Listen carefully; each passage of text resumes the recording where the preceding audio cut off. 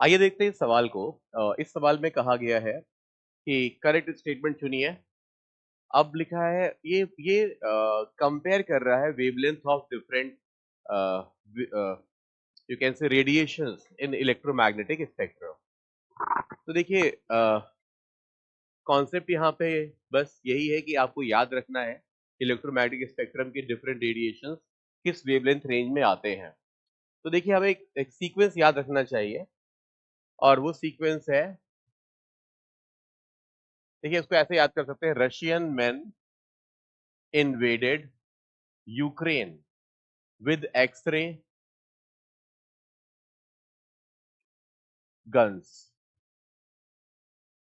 Okay, तो अब ये क्या है, ये है radio waves, microwaves, infrared, visible, ultraviolet, X rays and gamma rays. ठीक है, तो अब जैसे यहाँ और ये जो सीक्वेंस है, तो ये फ्रीक्वेंसी के बढ़ने का क्रम है।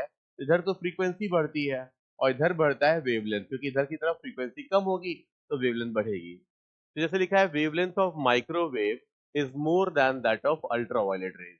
तो देखिए माइक्रोवेव्स और अल्ट्रावायलेट वेव्स, तो क्लियरली माइक्रोवेव का वेवलेंथ ज्यादा है और अल्ट्रावायलेट का वेवलेंथ कम है, तो ये सही स्टेटमेंट है।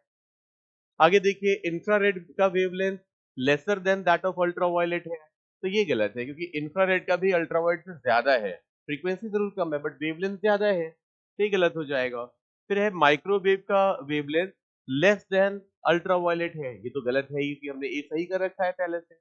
अब आते हैं डी पर, तो gamma rays has shortest wavelength, तो बिल्कुल सही बात है, गामा रेज का फ्रीक्वेंसी हाईएस्ट होगा लेकिन वेवलेंथ शॉर्टेस्ट होगा, क्योंकि देखिए इधर की तरफ वेवलेंथ बढ़ रही है और उल्टी दिशा में देखें तो गामा सबसे आखिरी में आ रहा है।